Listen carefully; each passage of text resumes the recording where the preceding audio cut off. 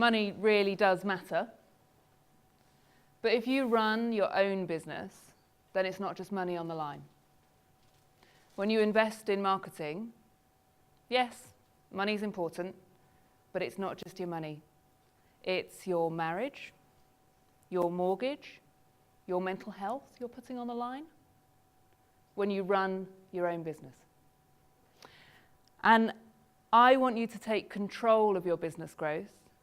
I want you to take control of the things that assure you that the money, marriage, mortgage, and mental health that you invest in your business will pay you back.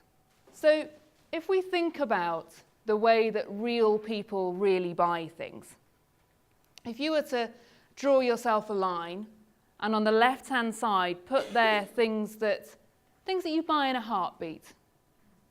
You know, the handbag that wouldn't let you leave the shop without being bought. Or something deeply functional, like you're running through the train station, you fancy a coffee, you grab a coffee. It's an impulse purchase because really your money, your decision, get it wrong, only you care. Up at the other end, there's a considered purchase, there's a high-risk purchase. And there are a few things that come together that would determine where what your business sells might be placed on this line, not by you, but by the people who buy from you. So first of all, there's money. Is it an amount of money that you could afford to lose? Then it might be a purchase that you make in a heartbeat. If it's an amount of money that you cannot afford to lose, or the financial arrangement is an ongoing or a committed one, then there's more complexity in this purchase. The other is the people affected by the decision you make. Not always involved in the decision, but often, but affected by the decision you make. So down at the left-hand side, you might put, a gift to yourself. In the middle, you might put, choosing a car seat for your child. You'll give that some thought. On the right, you might put choosing your new home. Because you're making a decision on behalf of other people, in a family group, it's complicated. In a business-to-business context, what might this be? Envelopes, pens, something like that. Maybe choosing a new member of your team in the middle there somewhere, and perhaps a multi-million-pound piece of software up at the right-hand side. And then there's the really interesting bit. And it's whether it's an emotionally driven sale or a functionally driven sale. Down at the left-hand side, if it's one of those I just had to have it moments, then it's purely emotionally driven. And you'll go see it, buy it.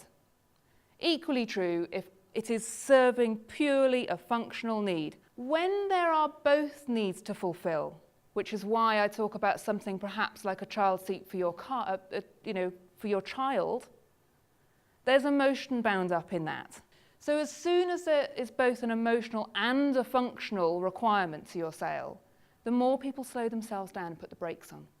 So in any decision that is financially complex, affects a number of people, and if you have a moment of emotional and also some functional requirements to fulfill, then it's a considered purchase. And I'm sure you can all put yourselves in situations anywhere on that line with things that you buy. And why does it matter? It matters because the more considered a purchase is, the more chances there are for you as a business to lose someone in that process. Because there are stepping stones. There are moments of pause. Someone will see something, like it, suss it out, try it, ask some friends. They deliberately slow themselves down, and there are different stages of their decision. And every stage, every moment of pause is a moment where you either keep them or lose them. And if you don't have a stepping stone for them to rest and think for a moment and choose to step forward, then they're going to step to the path that your competitor has very kindly put alongside.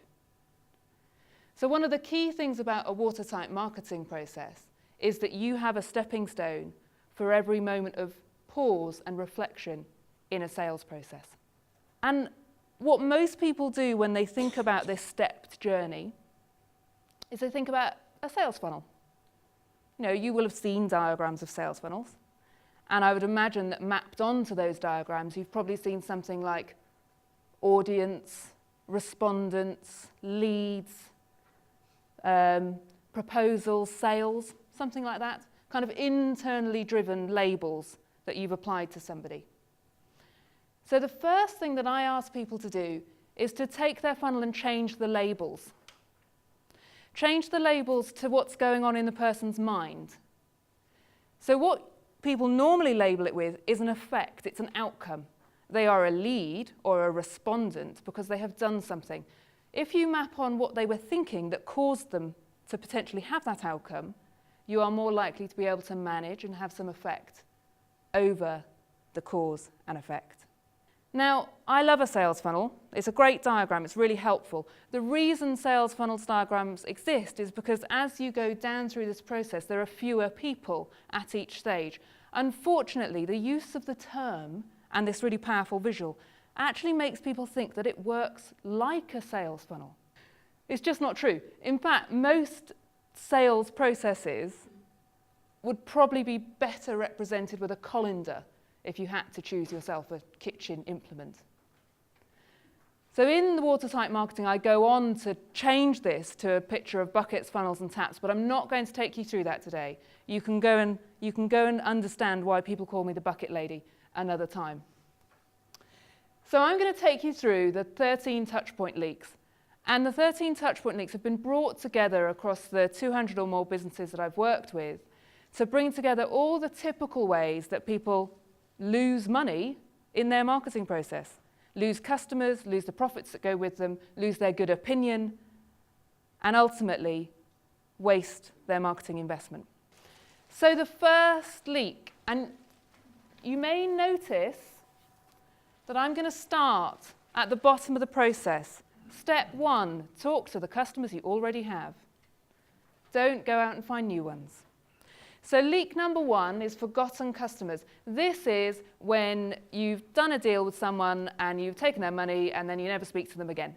Because the companies that do this really well, companies that stay in touch with people, are the kind of people who you want to see the emails from. They stay in touch with you in ways that are useful, relevant. You welcome the materials that they send you.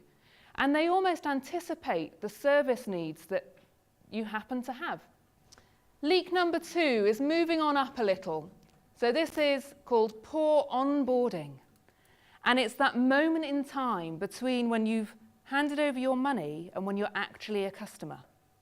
So yes, I've given you my cash, but when would I know whether you've delivered on your promise? It's not the moment I happen to land on your customer database. Just because you've tagged me a customer doesn't mean I think I'm one. There's normally a period of time, maybe it's 2 weeks, maybe it's 6 weeks, when someone actually uses your stuff for the first time, sees whether it does the job, and that's onboarding. It's your welcome window. Structured communications across your welcome window to take someone from giving you money to loving and using what you do.